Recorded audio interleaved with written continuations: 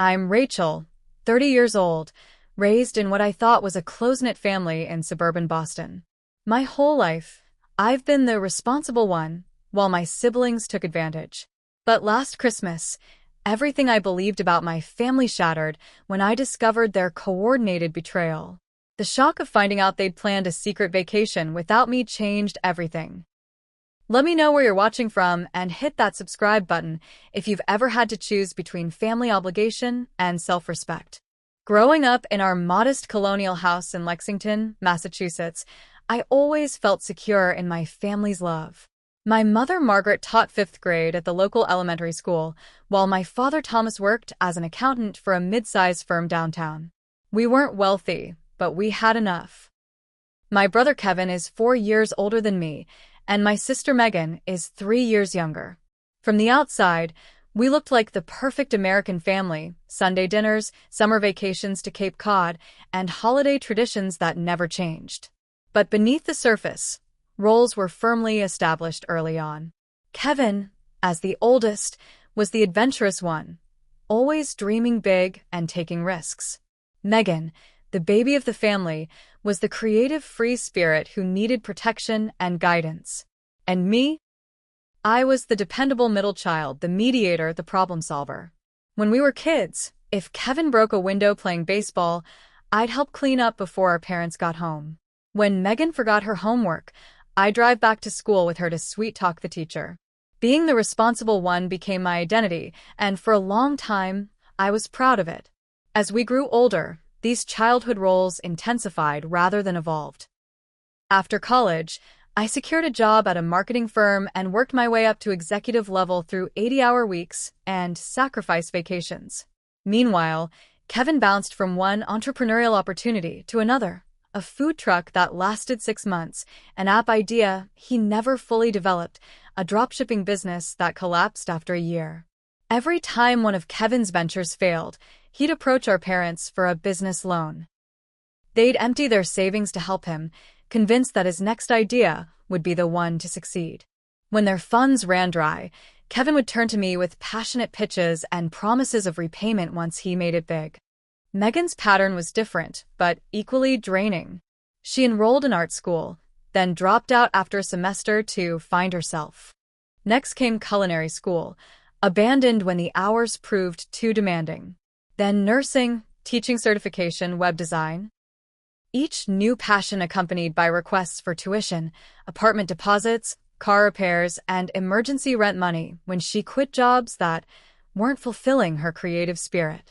Our parents enabled both of them, making excuses like, "Kevin just hasn't found his path yet," or "Megan is so sensitive, she needs time to discover her purpose." But with me, the expectations were crystal clear. I should be financially independent, career-focused, and available whenever family needed help.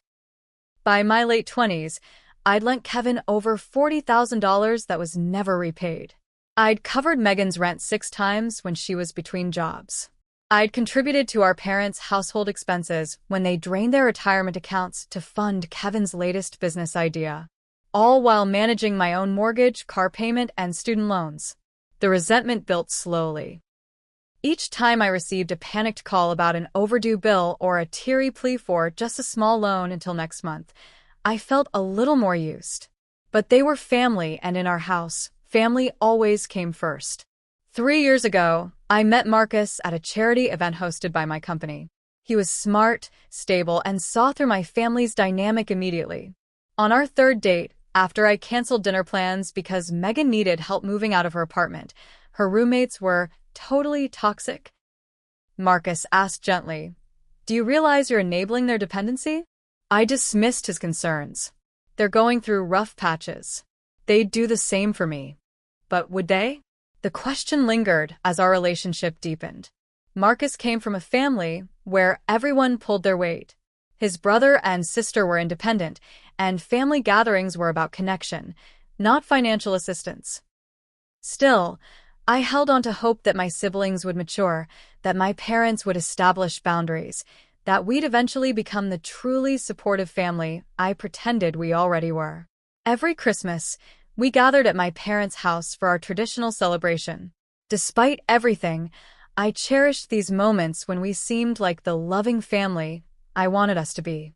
Last year, Marcus proposed after 2 years together.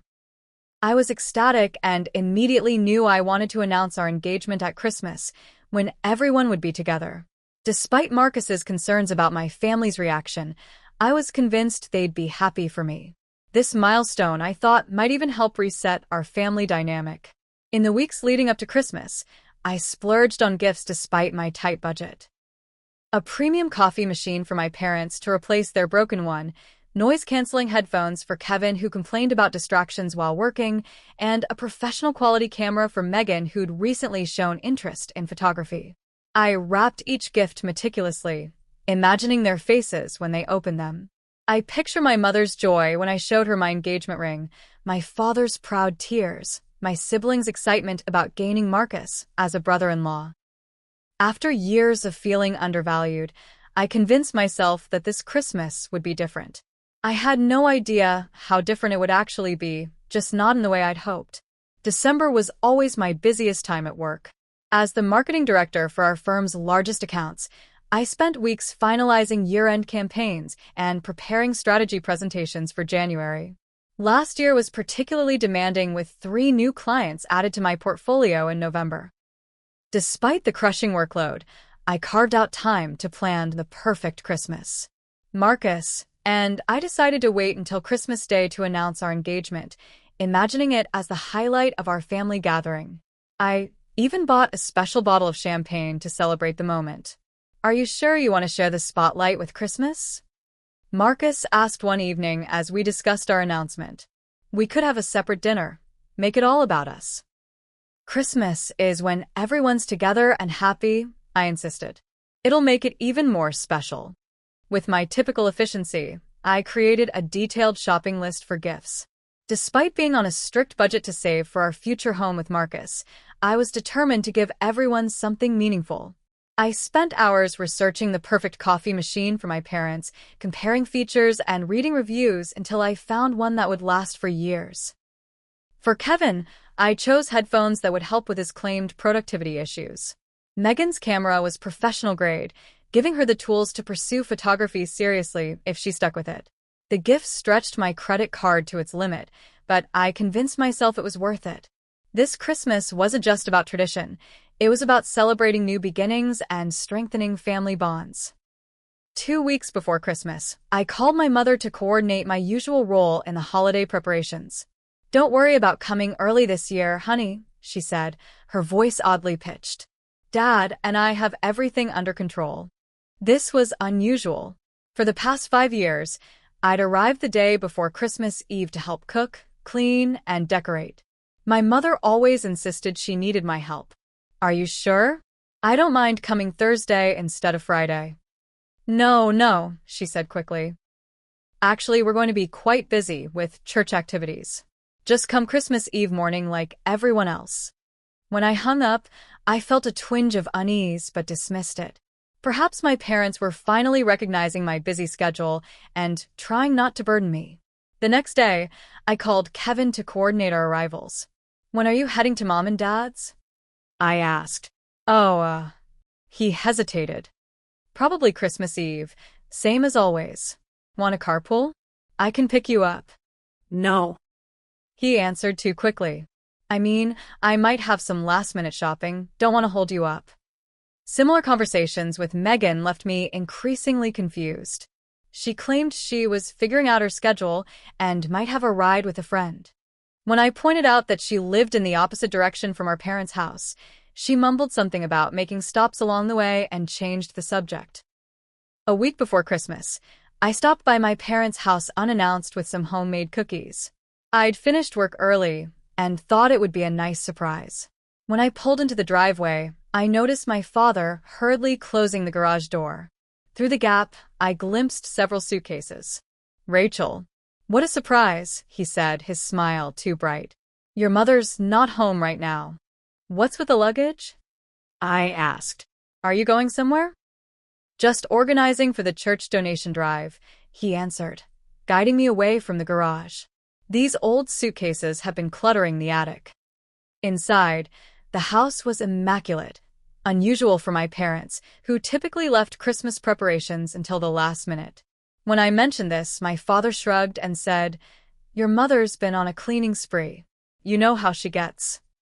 I noticed travel brochures hastily shoved under a magazine on the coffee table but didn't comment. As I was leaving, my mother called, and I overheard my father say, "Yes, she just stopped by unexpectedly. No, I don't think she suspects anything." That evening, I mentioned these strange occurrences to Marcus. "Something feels off with my family," I said. "Everyone's being weird about Christmas plans." Marcus frowned. "Do you think they might be planning something without you?" "No way." I dismissed the thought. Christmas is sacred in our family. We always spend it together. But the seed of doubt was planted. I found myself checking my siblings' social media more frequently, looking for clues. Kevin had been unusually quiet online, and Megan's posts were vague about her holiday plans. 3 days before Christmas, I received a group text from my mother. "Reminder to everyone, Christmas Eve dinner at 6, church service at 9, presents Christmas morning at 10. Can't wait to have all my children under one roof." The message reassured me. I was being paranoid, letting work stress affect my perception. Of course we would have our normal Christmas. Of course my family wouldn't exclude me from anything important. When Christmas Eve arrived, Marcus and I drove to my parents' house with our gifts and champagne. The familiar sight of my childhood home decorated with multicolored lights and the plastic Santa my father had displayed every year since I was born filled me with warmth.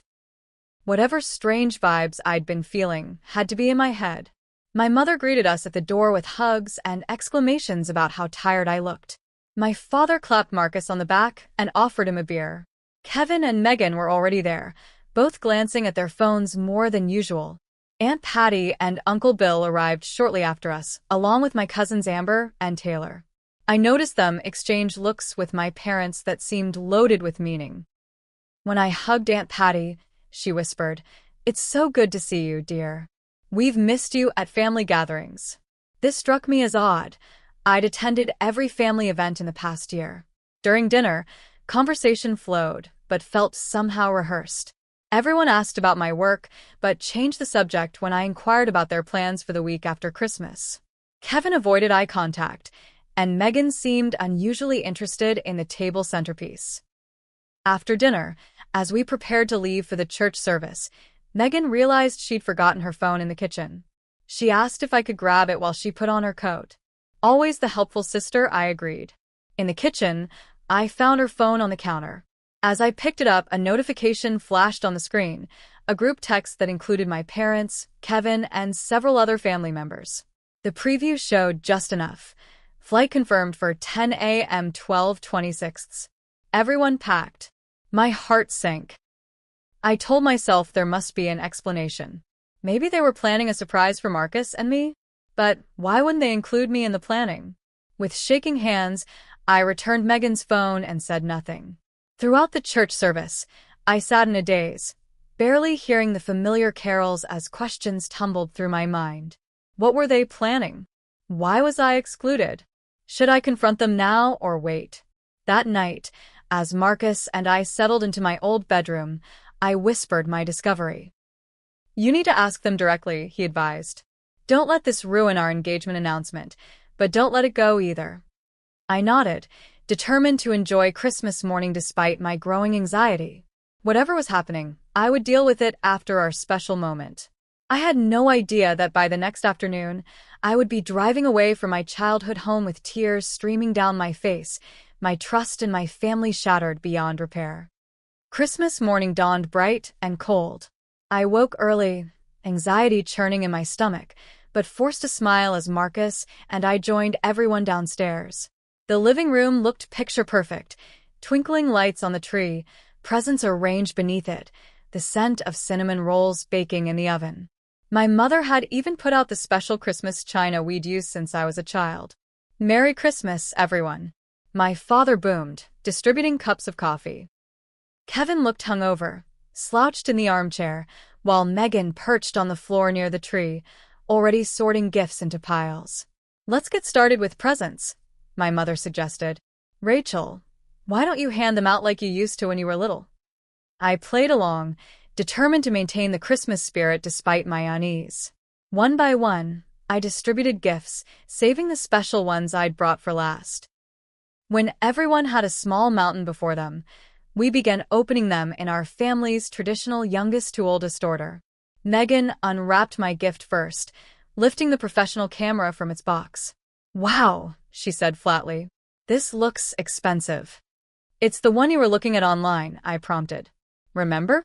You said it would be perfect for landscape photography." Oh, right. "Thanks." She set it aside without examining the features I'd spent hours researching.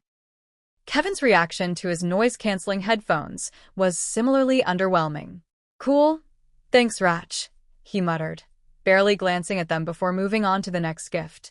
My parents showed more enthusiasm for their coffee machine, but I caught them exchanging a glance that seemed almost guilty.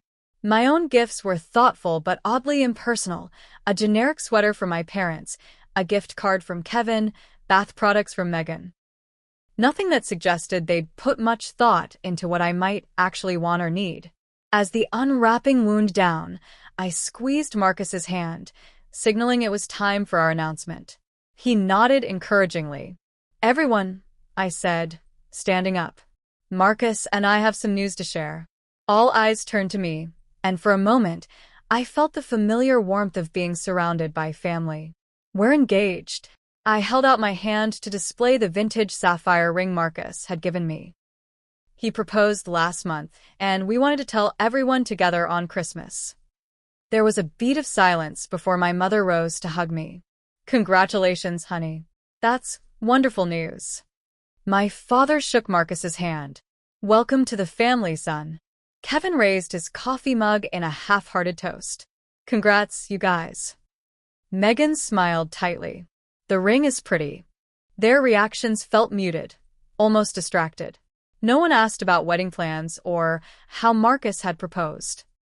No one suggested opening the champagne I'd brought. After a few minutes of stilted conversation, my mother announced it was time to prepare Christmas dinner.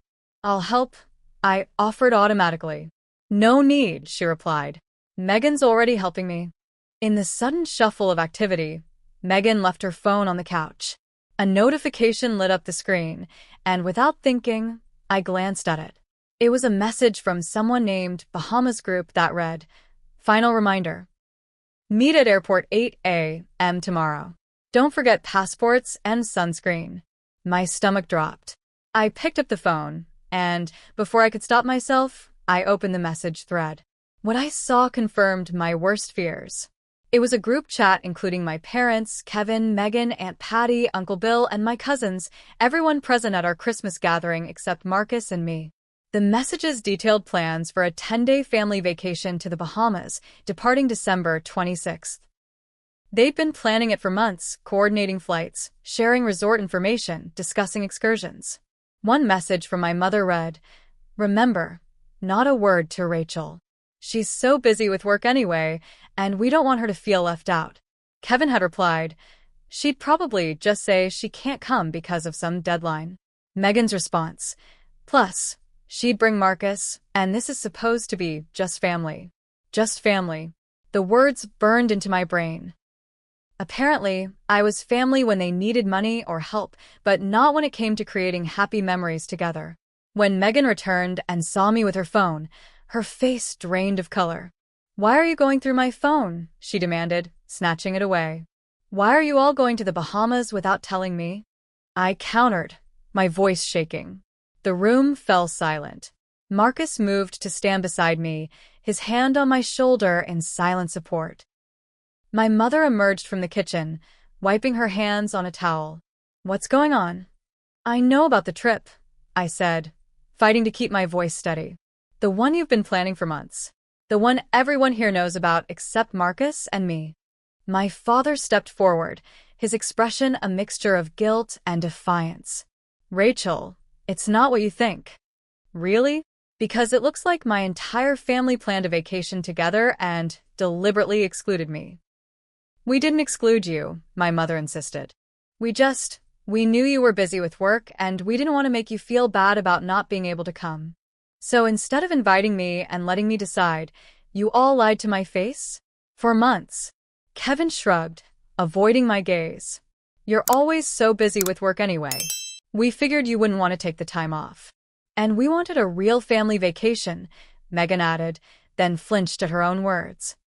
A real family vacation, I repeated slowly. So Marcus and I aren't real family? That's not what she meant. My father interjected quickly. It's just that with your work schedule and Marcus's family obligations, coordinating everyone would have been complicated. Complicated, I echoed, the hurt in my chest hardening into anger. More complicated than orchestrating this elaborate lie? Than making sure no one slipped up and told me? Then clearing your browser history so I wouldn't see your vacation research. No one answered. How long have you been planning this? I asked. Aunt Patty cleared her throat. Since July, I think. 6 months. For 6 months, every conversation, every family dinner, every text message had contained this secret. And who's paying for this trip? I asked, though I already suspected the answer. The uncomfortable glances between my parents and siblings confirmed it. Kevin, when you borrowed $3,000 from me in September for business equipment, was that for this trip? He had the decency to look ashamed. I was going to pay you back. And Megan, when I helped you with rent in October because you said your hours got cut, was that so you could save for this vacation? She studied the floor, saying nothing. Mom, Dad, that plumbing emergency you needed help with last month. Was there even a leak? My mother's eyes filled with tears. Rachel, please understand. We just wanted a nice family vacation. Without me, I finished for her. You wanted a nice family vacation without me. You're making this a bigger deal than it is, Kevin complained. It's just a trip. It's not just a trip, I said, my voice breaking. It's the fact that you all went out of your way to hide it from me. It's the fact that you used me for money to fund it. It's the fact that none of you considered for a moment how this would make me feel. We did consider your feelings, my father insisted. That's why we didn't tell you. We didn't want you to feel left out. The twisted logic was almost laughable. So instead you deliberately left me out? How does that make sense? No one had a good answer.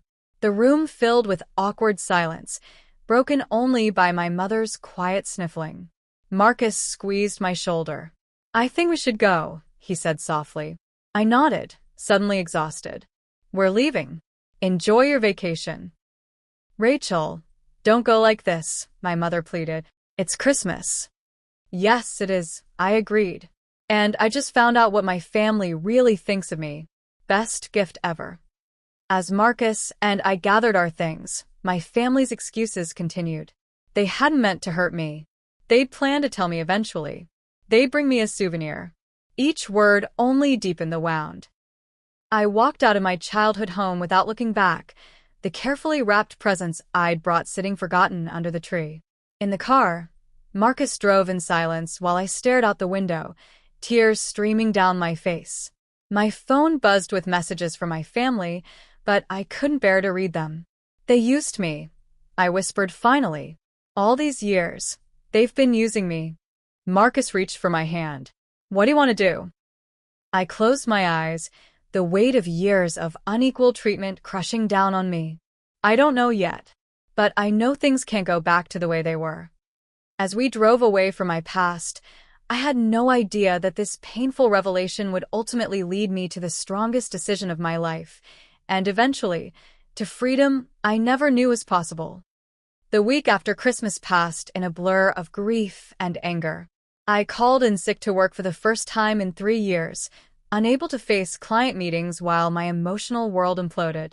Marcus brought me tea and sat with me through tearful nights, never once saying, "I told you so," about my family's behavior. My phone filled with messages I couldn't bring myself to read. Notifications from Instagram showed my family's vacation photos. Sunset beach walks, fancy resort dinners, smiling group pictures with everyone wearing matching tropical shirts. Each image was a fresh wound, proof that they were having the time of their lives while I processed the betrayal. You should block them, Marcus suggested gently on the 3rd day, after finding me sobbing over a photo of my parents and siblings on a catamaran cruise. At least until you're ready to deal with this. I need to see, I insisted. I need to understand what was worth lying to me for months. But looking at their smiling faces only deepened my confusion and hurt. How could they enjoy themselves knowing what they'd done? Did I matter so little to them? On New Year's Eve, while Marcus and I sat quietly at home instead of attending the party we'd planned to go to, I finally opened their messages. From Mom, Rachel, please don't overreact. We love you and never meant to hurt you. Call me when you've calmed down. From Dad, your mother is upset. This vacation was her idea to bring the family together. Don't ruin it for her. From Kevin, seriously, sis? Drama much? It's just a vacation. I'll pay you back when I get home. From Megan, I'm sorry you found out that way, but you're being super dramatic right now. Not everything is about you. Not a single genuine apology. Not one message that acknowledged the real issue. That they had conspired to exclude me while using my financial support to fund their trip. I threw my phone across the room, startling Marcus. They still don't get it, I said, fresh tears streaming down my face. They think I'm overreacting because I wasn't invited on vacation. They don't understand that it's about the lying, the manipulation, the taking me for granted. Marcus retrieved my phone, checking that it wasn't broken. Maybe they can't see it because it's been the pattern for so long. You've always been the responsible one, the giver, the fixer. They don't know how to relate to you any other way. His words struck me with the force of revelation. He was right. Our family dynamic had been set in stone since childhood. Kevin and Megan took, my parents enabled them, and I provided.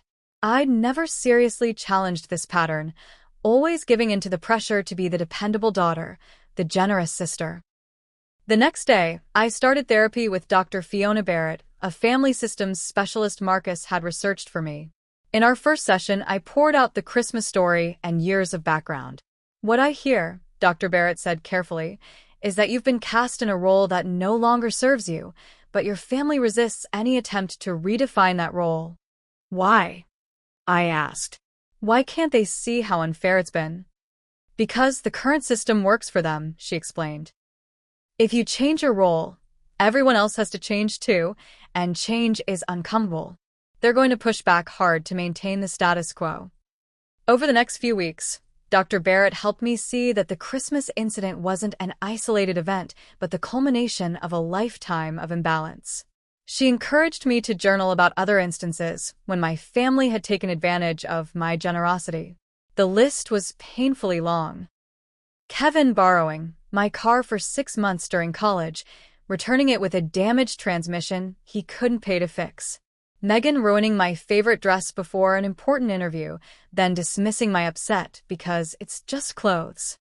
My parents expecting me to host and fund Thanksgiving dinner last year because they'd spent their holiday budget on a weekend getaway with friends. As January progressed, I slowly returned to my normal work routine, but my perspective had fundamentally shifted. I checked my bank statements and credit card history, calculating exactly how much money I'd given my family over the years. The total was staggering, over $70,000 since I'd started working full-time. What could I have done with that money? Marcus and I had been saving for a down payment on a house, delaying our plans because my finances were constantly drained by family emergencies. I could have taken the international vacation I'd always dreamed of, or invested in additional education, or simply built a more secure financial future. The anger that replaced my initial hurt was clarifying. I began to see that my willingness to always say yes hadn't actually helped my family. It had enabled patterns of dependency and entitlement that weren't healthy for any of us. In late January, my family returned from their Bahamas trip. My mother called immediately, leaving a voicemail that managed to sound both concerned and annoyed. Rachel, this silent treatment is childish. We need to talk about what happened. Call me back. I didn't. Instead, I forwarded the voicemail to Dr. Barrett, who pointed out the subtle manipulation, framing my need for space as childish, making the issue about my response rather than their actions. A few days later, Kevin texted, "Hey sis, I need to borrow $600 for rent. Things are tight after the trip. I'll pay you back next month for sure. The audacity was breathtaking. No acknowledgement of what had happened, no real apology, just another request for money. In the past, I would have transferred the funds immediately, accepting his empty promise of repayment. This time, I simply replied, "No." His response came within seconds. "What do you mean no?" "I need it by tomorrow, or I'll get late fees." "That's not my problem," I wrote back. "Figure it out yourself." The barrage of texts that followed ranged from disbelief to anger to guilt-tripping. How could I leave him hanging? What kind of sister was I? Did I want him to get evicted? I turned off my phone and went to dinner with Marcus, who raised his glass in a toast when I told him what I'd done. "To setting boundaries," he said. "It's about time." The next day, my parents called, clearly having heard from Kevin. "Rachel," my father began without preamble, "your brother is in a difficult position. I know you're still upset about Christmas, but family helps family." "You're right," I agreed. Family does help family. Like when family invites you on vacation instead of lying to your face. Like when family doesn't use you as an ATM. "That's not fair," my mother interjected. "We've always been there for you." "When?" I challenged. "When have you ever put me first? When have you ever sacrificed for me the way I've sacrificed for all of you?" The silence was telling.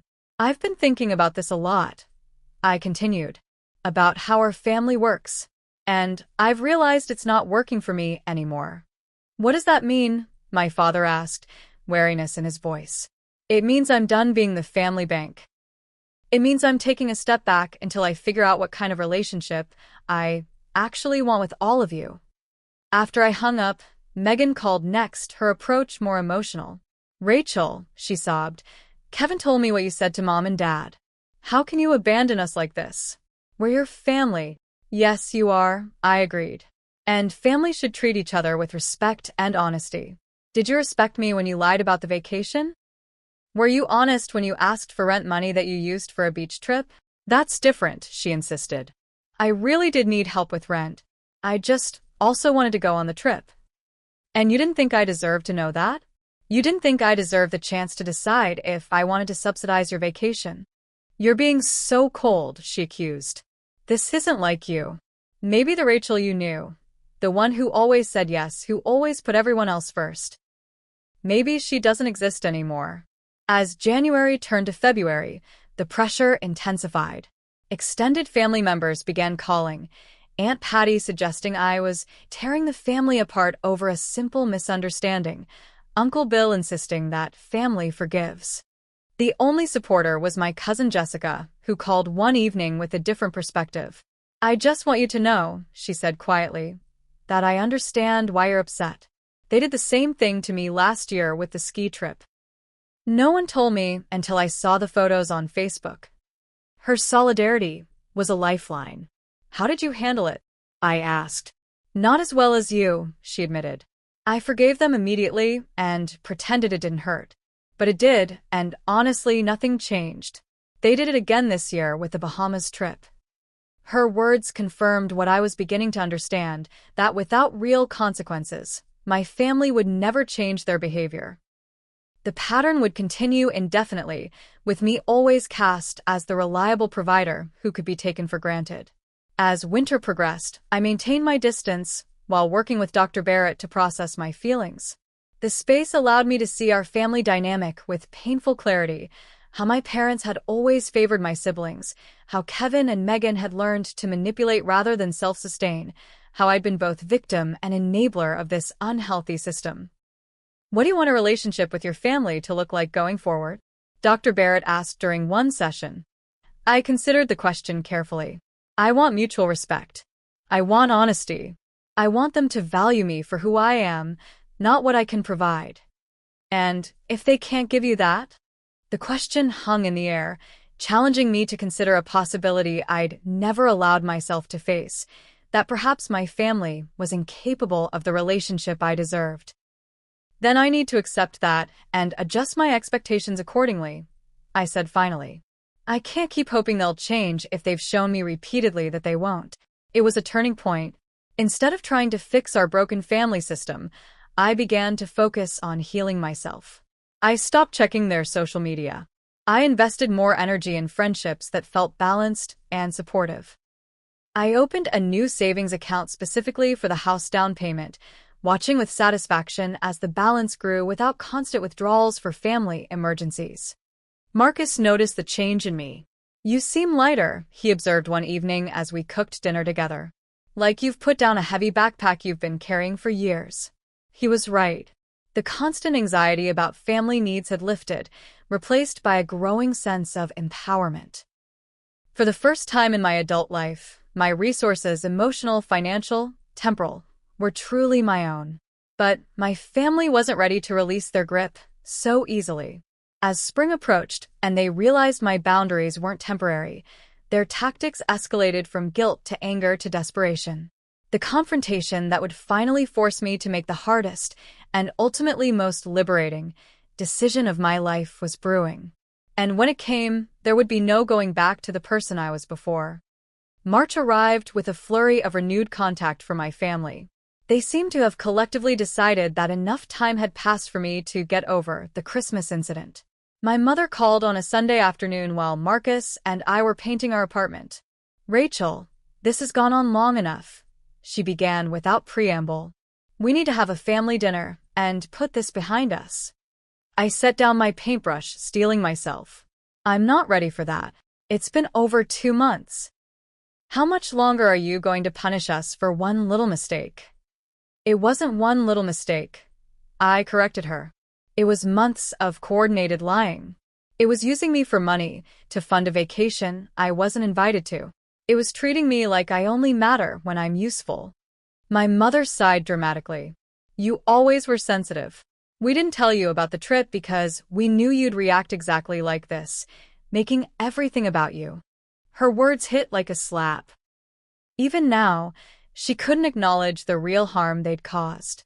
"I'm not having this conversation," I said quietly and hung up. The next day, my father called my office line, knowing I would likely answer a work call. "Rachel, your mother is very upset," he said when I picked up. "I'm upset too, Dad. Look, we made a mistake not telling you about the trip. We apologize for that. But it's time to move forward as a family. Have you actually thought about why I'm hurt?" I asked. "Has anyone in our family considered that this isn't about a vacation, but about years of being taken for granted?" "That's not fair," he protested. "We've always appreciated you." "Appreciation isn't just words, Dad. It's actions. It's treating someone with respect. It's not lying to them or using them." He was silent for a moment. "What do you want from us, Rachel?" It was the first genuine question anyone in my family had asked since this began. "I want you to understand why this hurt me so deeply. I want acknowledgement that our family dynamic has been unbalanced for years. I want real change, not just empty apologies so we can pretend everything is fine." "We can discuss all that at family dinner," he suggested. "Your mother's planning it for Sunday." Despite my reservations, I agreed to attend. Perhaps a face-to-face conversation was what we needed to break through the cycle of hurt and defensiveness. When Sunday arrived, I drove to my parents' house alone, having asked Marcus to give me space to handle this myself. My stomach churned with anxiety as I parked in the familiar driveway. Inside, the scene was artificially normal. My mother's signature pot roast in the oven, the dining room table set with the good china, everyone dressed as if for a special occasion. Kevin and Megan were already there, both eyeing me warily as I entered. "Rachel." My mother embraced me as if nothing had happened. "You look thin. Have you been eating properly?" Dinner began with stilted small talk, work updates, neighborhood news, comments about the unseasonably warm weather. No one mentioned the Bahamas trip or the tension that hung palpably in the air. Finally, as my mother served dessert, my father cleared his throat. "We're all here because we need to address what happened at Christmas and move forward as a family." I waited, hoping against hope for a genuine conversation about the deeper issues. "Rachel," he continued, "we understand you were hurt by not being included in the vacation plans. We should have handled it differently, and we're sorry for that." My mother nodded earnestly. "We never meant to hurt you, honey. We just didn't think you'd be able to take time off work, and we didn't want you to feel bad about missing out. It was the same surface-level explanation they'd given at Christmas. Nothing had changed. That's not good enough, I said quietly. What do you mean, not good enough? Kevin interjected. They said they're sorry. What more do you want? I want you all to understand that this isn't just about the vacation. It's about years of being treated like the family, eh? It's about the fact that I've given and given while you've all taken and taken. That's not true, Megan protested. We're family. We help each other. When have any of you helped me? I challenged. When have you sacrificed for me the way I've sacrificed for all of you? The silence was deafening. Let me be specific, I continued, pulling out my phone where I'd compiled notes. Kevin, in the past 5 years, you've borrowed over $40,000 from me without repaying a cent. Megan, I've covered your rent 6 times and paid for 2 separate college programs you dropped out of. Mom and Dad, I've contributed to your household expenses repeatedly when you've drained your accounts helping these two. My family exchanged uncomfortable glances. Now, let me ask again. When have any of you helped me? We've given you plenty, my mother insisted. We helped with your college tuition. You contributed $5,000 to my tuition, I corrected her. I worked through college and took out loans for the rest. Meanwhile, you paid Kevin's tuition in full, and you're still paying Megan's student loans. That's different, my father argued. They needed more help than you did. You've always been so capable. So, I'm punished for being responsible? For working hard? For making good choices? Nobody's punishing you, Kevin scoffed. You're just better with money than we are. And that makes it okay to treat me like your personal bank? The conversation was deteriorating quickly, with everyone talking over each other, denying my perspective, minimizing my feelings. I've made a decision, I announced, cutting through the chaos. I'm no longer providing financial support to any of you. The room went suddenly, completely silent. What do you mean? Kevin asked, his voice tight. I mean exactly what I said. No more loans. No more paying bills. No more financial bailouts of any kind. You can't be serious, Megan said, her eyes wide with alarm. I've never been more serious about anything in my life. My mother's hand fluttered to her throat. But what about family helping family? What about being there for each other? I'm still happy to be there emotionally, to spend time together, to build a healthier relationship. But the Bank of Rachel is permanently closed. But my rent is due next week, Kevin blurted out. I was counting on you. Of course he was. You'll need to figure it out yourself, I said calmly. Just like you figured out how to fund a Bahamas vacation. The mood shifted instantly from disbelief to panic. My financial support, which they had taken for granted for so long, was suddenly in jeopardy. And with it, their comfortable lives built on my sacrifices. You're being selfish, my father accused, anger replacing his earlier conciliatory tone. No, Dad. For the first time in my life, I'm refusing to be selfless to the point of self-harm. There's a difference. Is this because of Marcus? My mother demanded. Has he turned you against your family? The suggestion that I couldn't make my own decisions was infuriating. This has nothing to do with Marcus and everything to do with how you've all treated me. He simply helped me see what I should have recognized years ago, that this isn't a healthy family dynamic. So you're choosing him over us, Megan said bitterly. I'm choosing myself, I corrected her. I'm choosing not to be used anymore. As the reality of my decisions sank in, the conversation devolved further. Kevin accused me of being heartless. Megan cried about potentially losing her apartment. My mother invoked family loyalty and tradition. My father threatened that I would regret cutting ties with family. I'm not cutting ties, I clarified. I'm setting boundaries. There's a difference. But they couldn't, or wouldn't, understand the distinction. In their minds, my role was fixed. I was the provider, the supporter, the one who sacrificed. Any deviation from that role was a betrayal of family itself. After an hour of circular arguments and escalating emotions, I stood to leave. I love you all, I said, surprising myself with the truth of it despite everything. But I can't continue in this pattern. It's not healthy for any of us. If you walk out that door, my father warned, don't expect things to go back to normal when you come to your senses. That's exactly what I'm hoping for, Dad, I replied, because normal is the problem.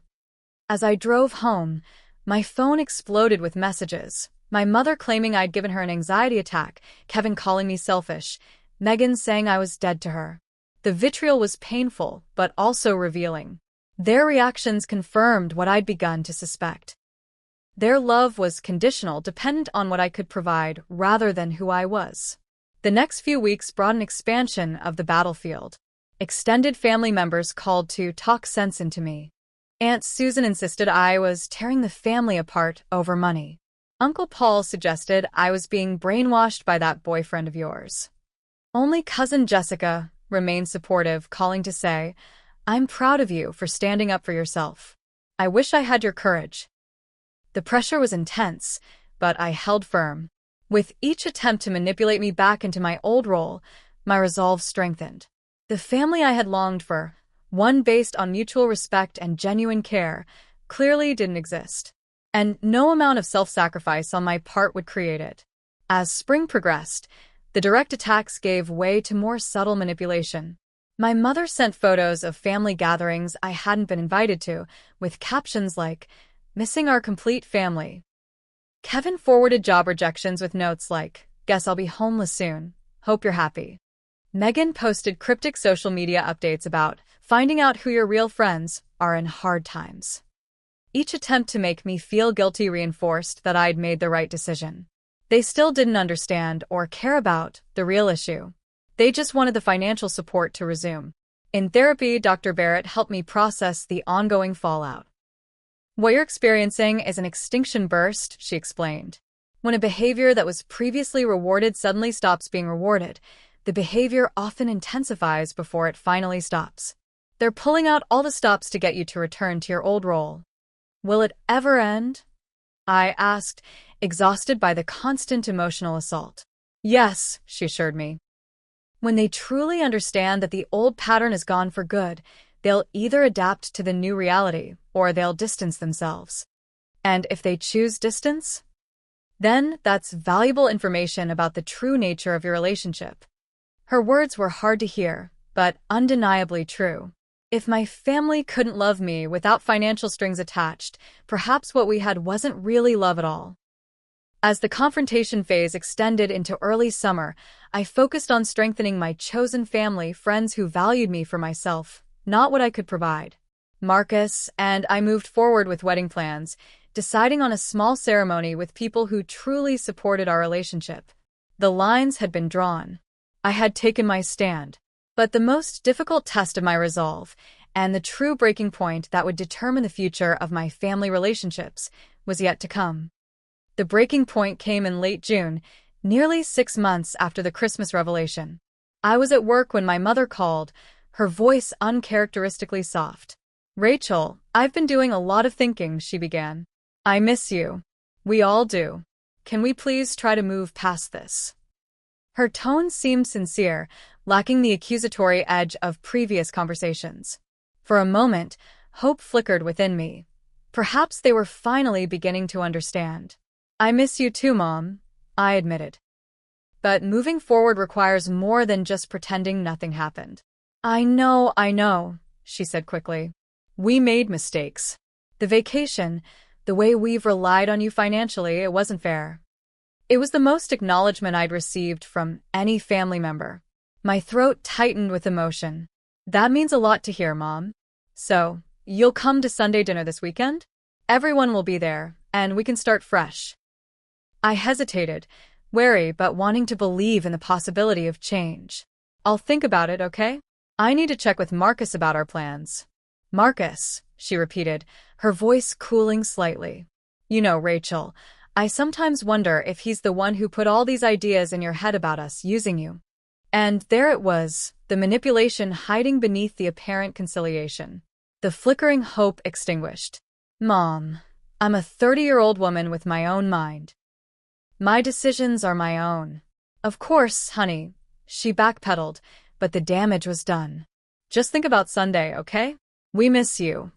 After hanging up, I sat at my desk, a strange calm settling over me. That call had clarified something essential. The surface might change, but the underlying pattern remained. They wanted the old Rachel back, the one who would give endlessly without questioning the imbalance.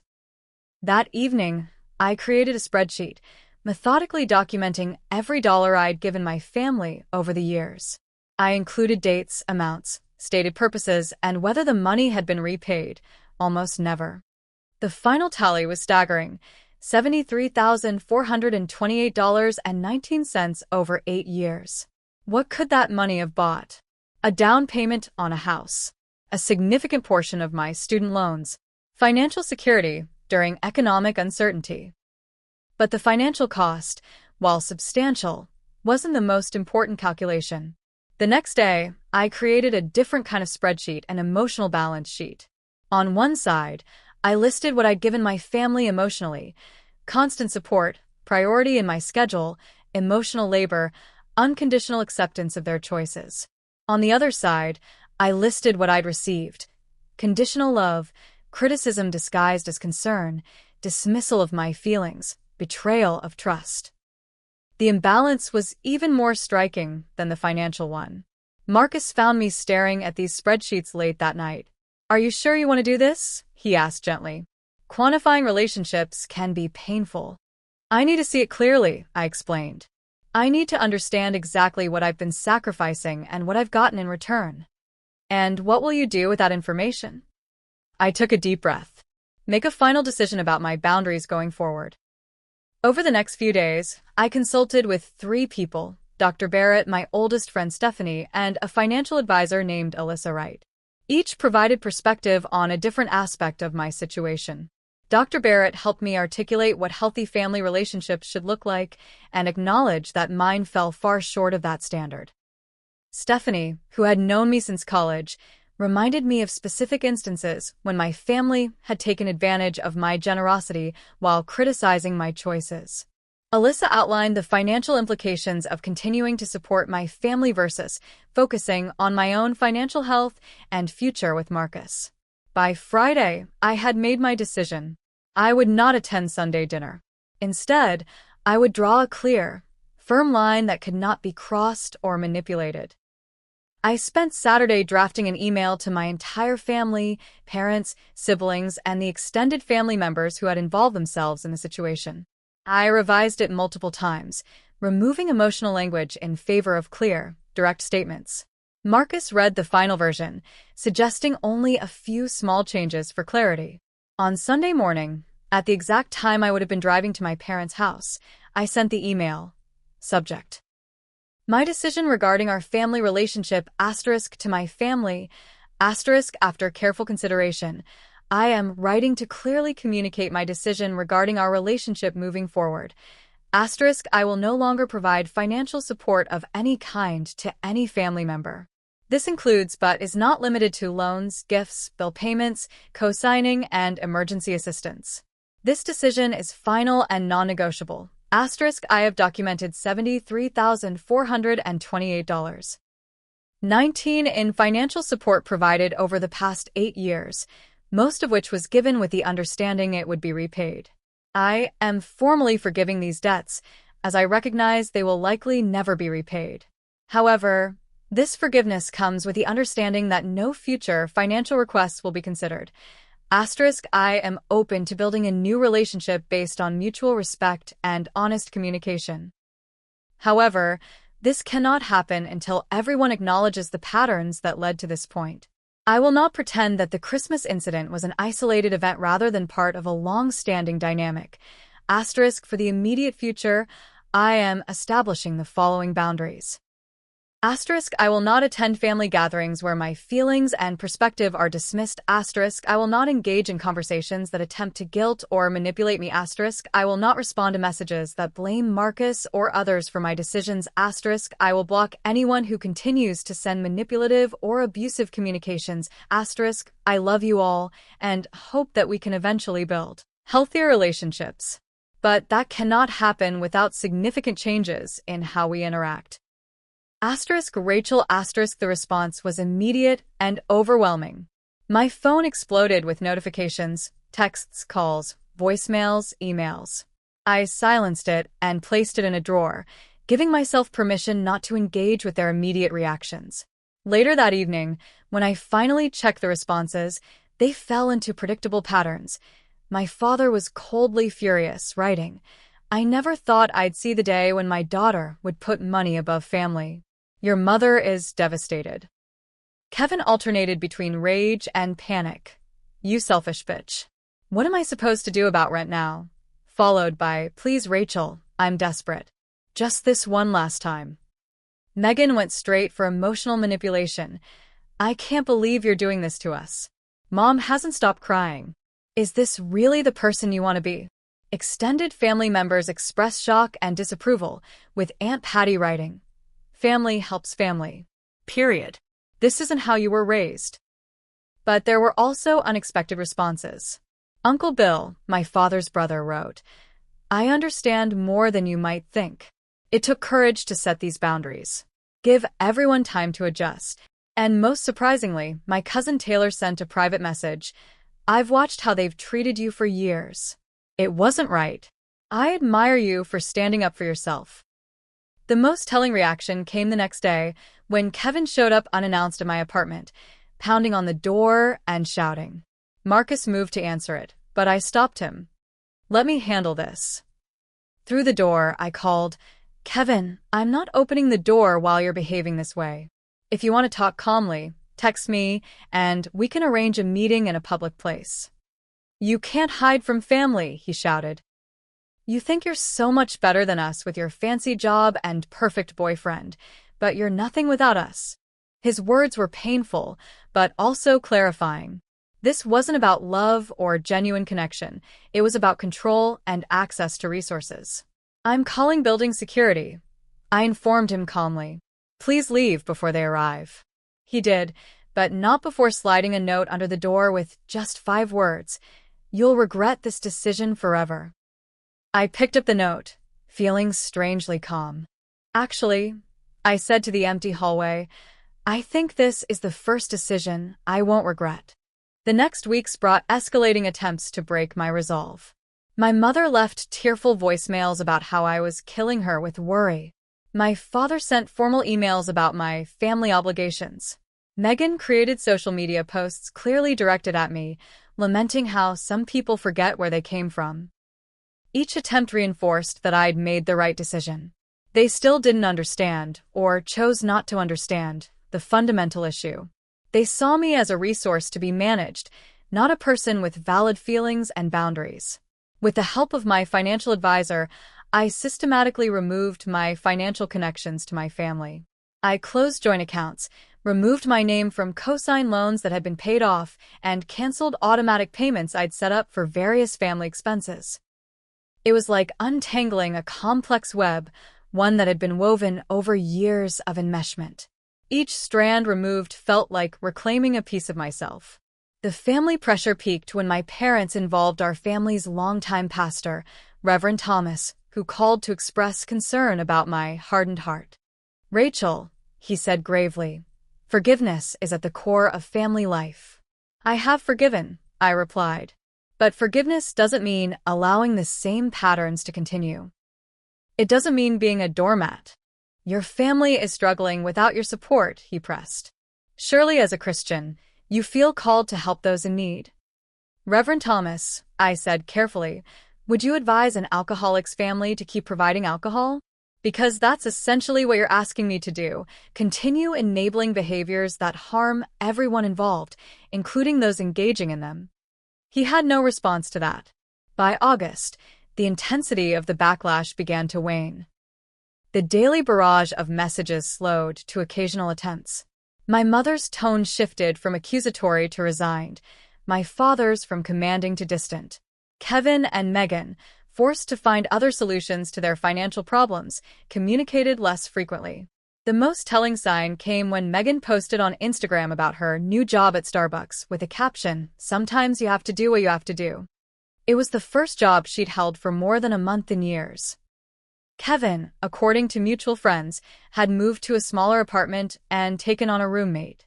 My parents, facing the reality of no longer having my financial cushion for their retirement, had consulted with a financial advisor of their own.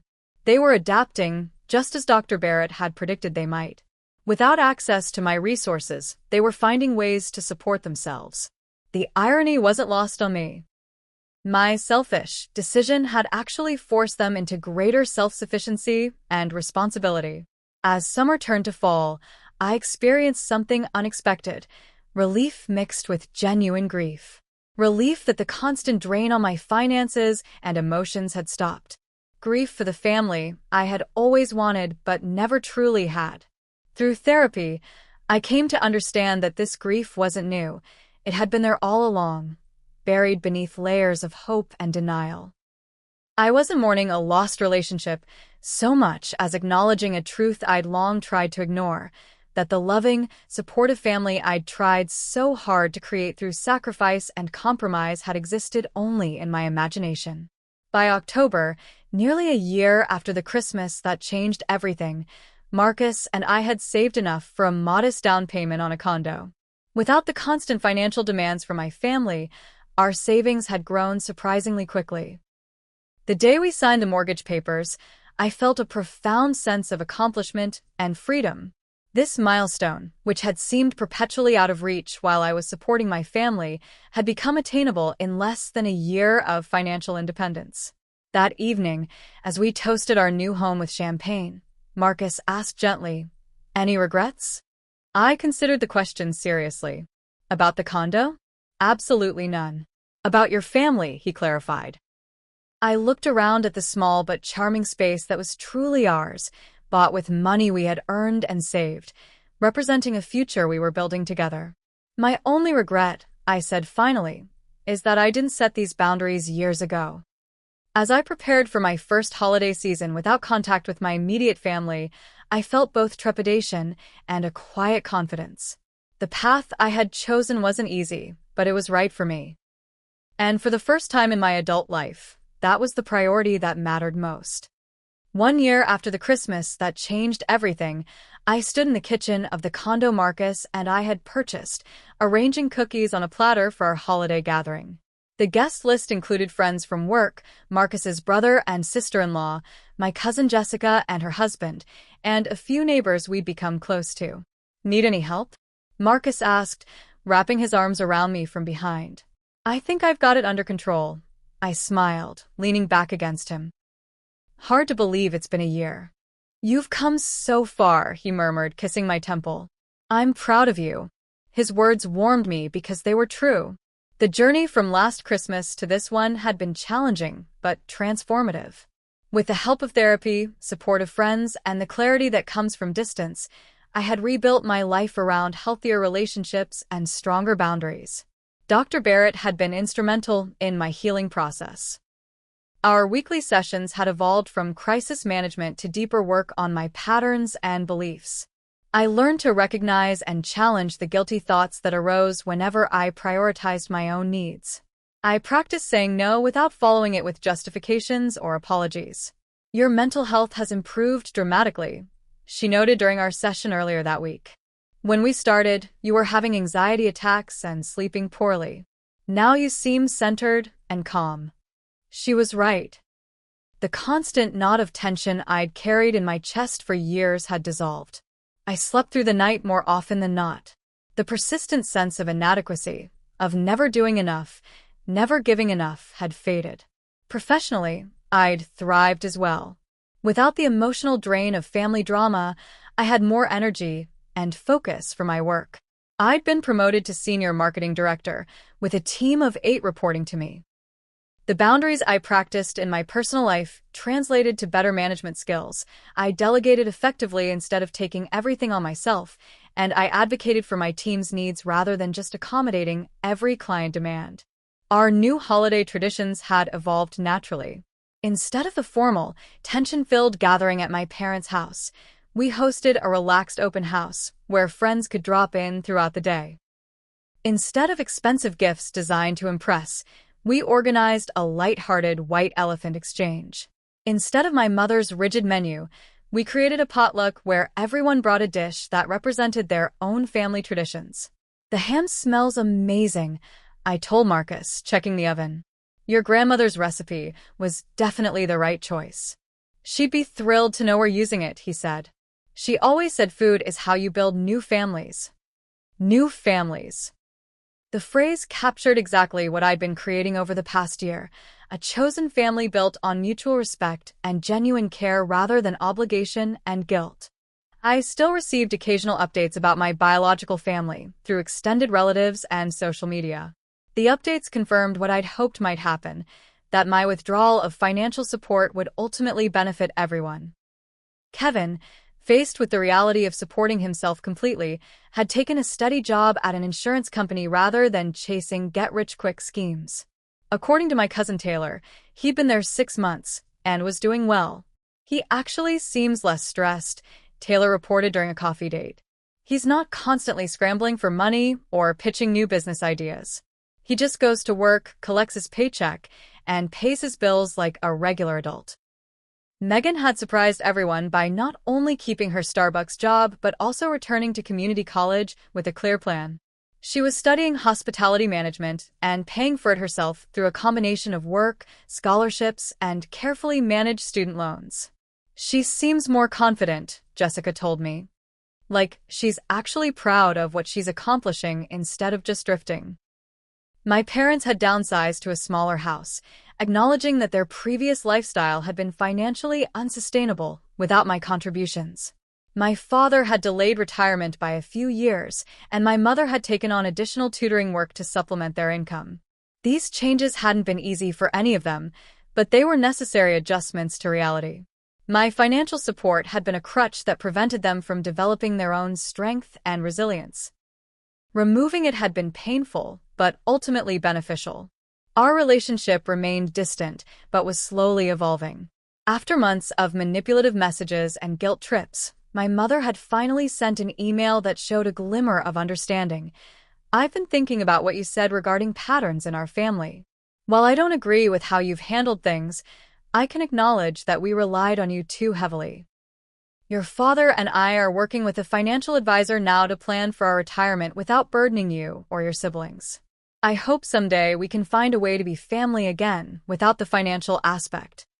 It wasn't a full acknowledgement of the deeper emotional issues, but it was a start, an admission that the previous dynamic had been inappropriate and unsustainable. I responded with a brief but cordial email, thanking her for reaching out and expressing hope for continued growth and understanding. We weren't ready for in-person meetings or holiday gatherings, but the door was slightly open for a new type of relationship in the future.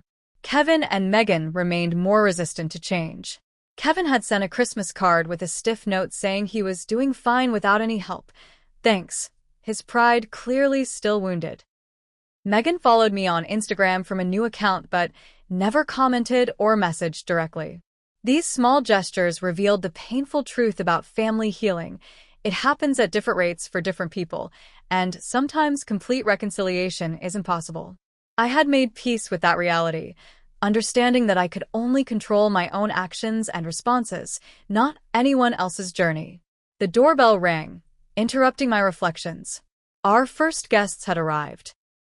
As the condo filled with friends and chosen family, the contrast with last Christmas couldn't have been more striking.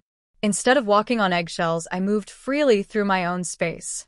Instead of manufacturing cheer to cover underlying tension, genuine laughter filled the rooms. Instead of measuring my worth by what I provided, I was valued simply for being myself. After dinner, as we gathered in the living room for dessert, Jessica raised her glass. I'd like to propose a toast to Rachel and Marcus for creating this beautiful new tradition and for showing all of us what it means to build a life on your own terms. Glasses clinked as warm eyes met mine around the room.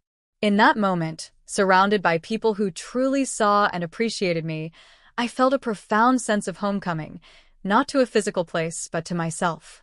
Later, after the last guest had departed and Marcus and I were cleaning up, he asked, "What are you thinking about?"